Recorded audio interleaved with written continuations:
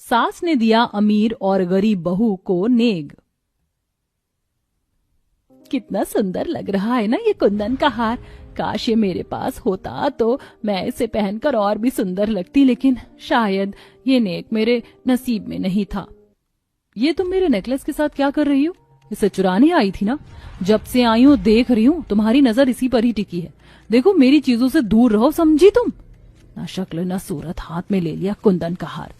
नहीं दीदी, मैं आपकी नेक को चोरी करने का सोच भी नहीं सकती हूँ। बकवास बंद करो अपनी और निकलो मेरे कमरे से, चोर कहीं की। मुझे अच्छे से पता है तुम्हें अच्छा नेक नहीं दिया सासू माँ ने, इसीलिए तुम मेरे नेक को चुराना चाहती थी। ये कहकर लक्षिता उसका हाथ पकड़कर कमरे से निकाल देती है। आखिर क्यों वो महंगा हार गरीब से दिखने वाली फाल्गुनी के हाथ में था? क्या वो सच में चोरी करने आई थी? और सास ने गरीब बहू को कैसा नेक दिया था? जानने के लिए कहानी में कुछ समय पीछे चलते हैं, जहां संगीता की दो बहू लक्षिता और फाल्गुनी घर में एक साथ गृह प्रवेश करती हैं। एक तरफ लक्षिता दहेज में ढेर सारा इलेक्ट्रॉनिक फर्नीचर का सामान लेकर आती है, वहीं दूसरी तरफ फाल्गुनी के पास कोई सामान नहीं होता सिवाय उसके बैग के। और संगीता अमीर बहू पर ज्यादा फूल गिराकर गृह प्रवेश करती है और गरीब बहू पर एक दो फूल बरसाकर। ये फाल्गुनी बहू, शक्ल क्या देख रही है? तेरे पैर छूकर तुझे अंदर लेकर आऊंगी क्या? अंदर आ जा अब। जी माँ जी। अरे लक्षिता, मेरी प्यारी बहू आ गई। बहू तेरा तो लहंगा भी बहुत सुंदर है। माँ जी सुंदर क्यों नहीं लगेगा? आखिर पूरे 2.5 लाख का लहंगा है। आसान बात है क्या इतना महंगा लहंगा पहनना? अच्छा, मेरे दहेज में जो चीज आई है इनमें से आपने कुछ चीज तो देखी नहीं होगी ना? और ये गरीब देवरानी तो कुछ लेकर नहीं आई है। हाँ वो तो है बहू। इतनी गरीब जो हो, देखोगी भी कैसे आप? ये पागल औरत कैसे बहू की हाँ में हाँ मिला रही है? वो इसका मजाक उड़ा रही है। बहू इसके घर में कोई दहेज देने वाला होगा तब तो दहेज लेकर आएगी ना। माँ बाप को तो खा गई है और रिश्तेदारों ने पाल पोस कर शादी की है, अब वो थोड़ी ना दहेज देंगे। ऊपर से इसके माँ बाप भी पैसे छोड़कर नहीं गए। ये सुन फाल्गुनी की आंखों में आंसू आ जाते हैं। बच्चों तुम जाओ आराम कर लो, ये भी पता नहीं कौन कौन सी बातें लेकर बैठ जाती है। फिर बहू बेटे अपने कमरे में आराम करने चले जाते हैं। अगले दिन दोनों बहू अपनी पहली रसोई का खाना बनाती हैं। आज बना रही हूँ खाना क्योंकि पहली रसोई है, इसके बाद मैं कोई खाना बनाने नहीं बैठूंगी। वैसे गरीब देवरानी, तुम खाने में क्या बना रही हो? घर से कुछ सीख कर आई हो क्या? जी जेठानी जी, मामा मामी के पास रही थी तो वहाँ पर खाना बनाना सीखा है। कुछ देर में दोनों बहू अपना खाना बनाकर घर वालों को खिलाती हैं, जिसे खाकर सास ससुर खुश हो जाते हैं। लेकिन जानबूझकर संगीता गरीब बहू के खाने में कमी निकालती है। अरे ये क्या बकवास खाना बनाया है? छोले की सब्जी में इतना तेल, मेरा तो देख कर ही जी भर गया। मुझे नहीं खाना ये सब। कोई बात नहीं माँ जी, आप मीठा खा लीजिए, मैंने बादाम का हलवा बनाया है। हाँ खा लूंगी मैं, ज्यादा सिखा मत। माँ एकदम बढ़िया छोले बने हैं और बादाम का हलवा भी अच्छा है। खाओ खाओ, आप सब खाओ। यही तो बेटा मैं भी कह रहा हूँ, बहू ने बहुत अच्छा खाना बनाया है और मेरी तरफ से तुम दोनों का नेक ये रहा। वाह पापा जी, ये चांदी की पायल बहुत अच्छी है। लेकिन मुझे ये चांदी की पायल बिल्कुल पसंद नहीं है। मेरा भी कोई स्टैंडर्ड है पापा जी, मैं ये सब चीज थोड़ी ना पहनूंगी पुराने जमाने की। लेकिन आपने मुझे नेक दिया है तो मैं रख ही लेती हूँ। कोई बात नहीं बहू, तू मेरे पास आ, मैंने तेरे लिए बहुत अच्छा नेक लेकर रखा है, जिसे देख तेरा दिल गार्डन गार्डन हो जाएगा। सच माँ जी? तभी संगीता अपनी अमीर बहू को हीरे कुंदन का हार देती है और सोने का सिक्का। कैसा लगा बहू? वाओ माँ जी, ये बहुत सुंदर है।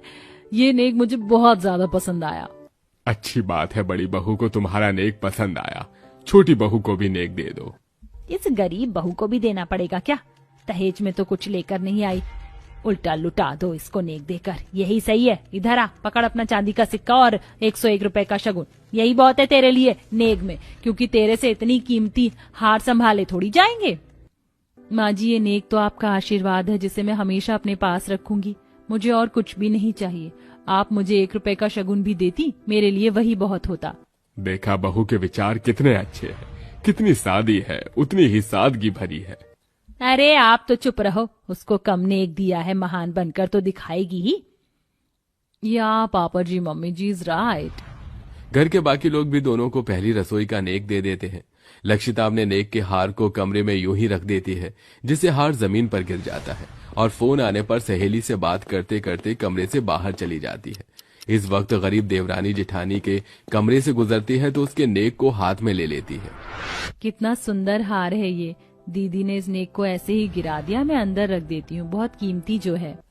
फाल्गुनी उस नेक को अंदर रख ही रही होती है, उसी वक्त अमीर जेठानी आकर देख लेती है और अपने नेक को उसके हाथ से छीन कर भला बुरा कहने लगती है।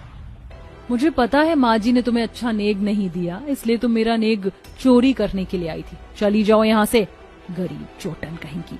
नहीं दीदी, आप मुझे गलत समझ रही, मैं तो सिर्फ रखने आई थी। अपने बहाने अपने पास रखो, समझी, वरना घर में शोर करके सबको बता दूंगी कि तुम मेरे नेक के हार को चोरी करने वाली थी।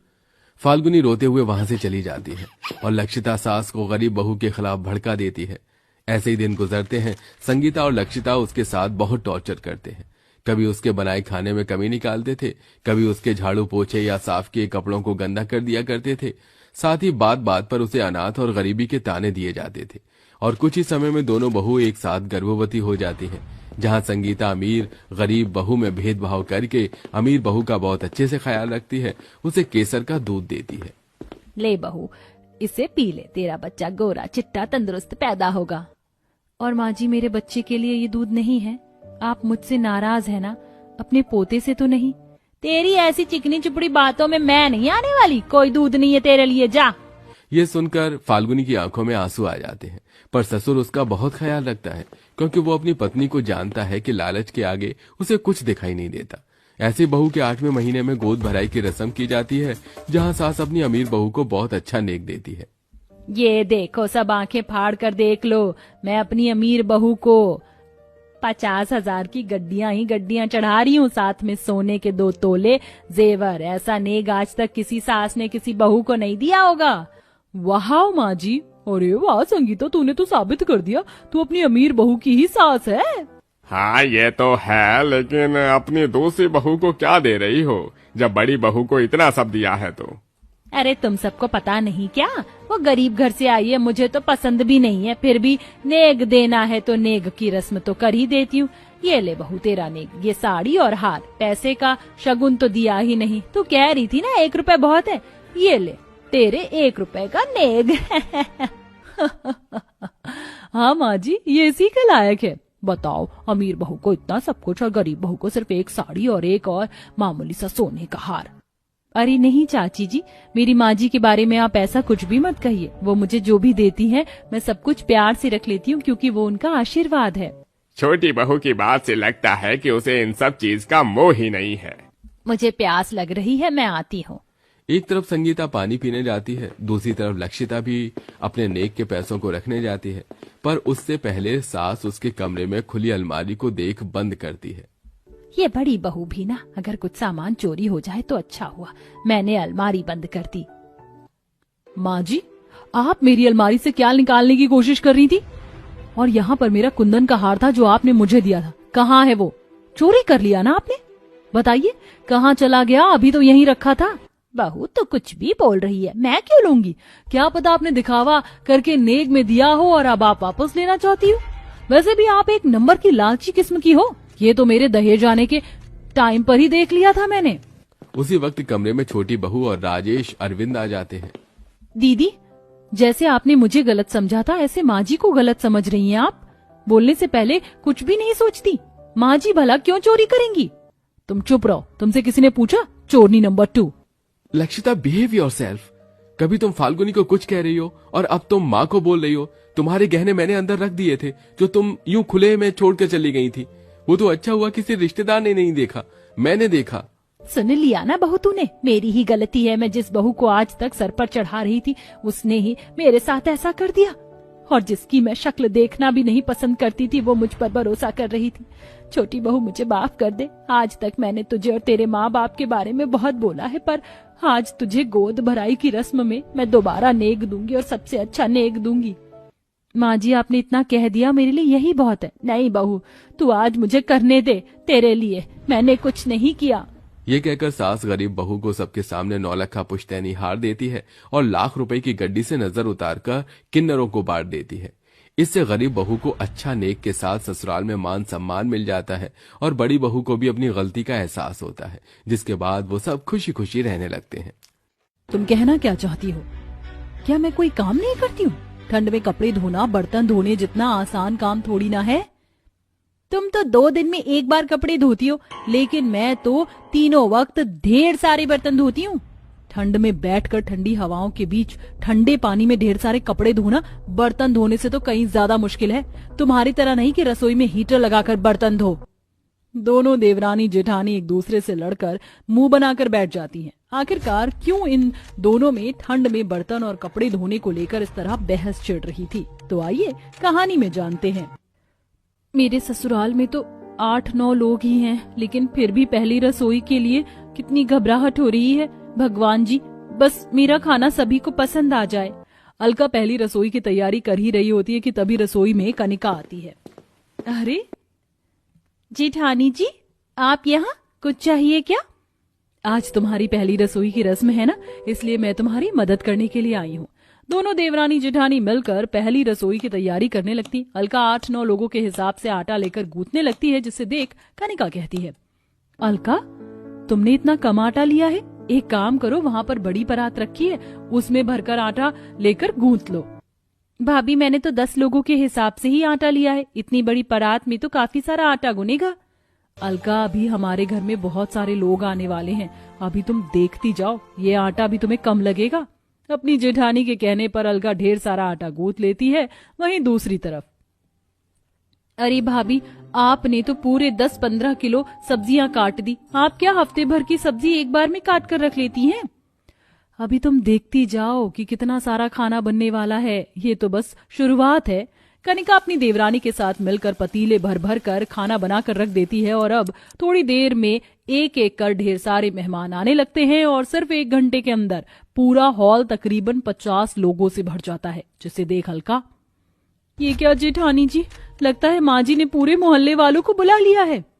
ये मोहल्ले वाले नहीं है, बल्कि हमारा ही परिवार है। हम सब पहले इसी घर में एक साथ जॉइंट फैमिली में रहते थे, लेकिन जैसे जैसे सबकी नौकरियां बिजनेस खोलते रहे, वो सब अलग अलग हो गए। लेकिन हम 2 महीने में एक बार 15 से 20 दिन के लिए मिलते हैं और साथ ही रहते हैं। और अब तो वैसे भी सर्दियों की छुट्टियां चल रही हैं, तो इस बार तो लंबे समय तक साथ रहने का प्लान बना है।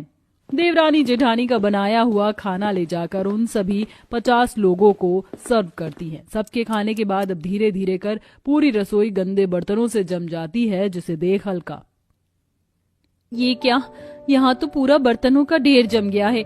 इतने सारे बर्तन धोने में तो पूरा दिन ही गुजर जाएगा। ये तो कुछ भी नहीं, आज तो फिर भी कम बर्तन निकले हैं, वरना जब मैंने पहली बार रसोई की रस्म की थी तो रसोई की स्लैब के साथ साथ जमीन भी बर्तनों से भर गई थी।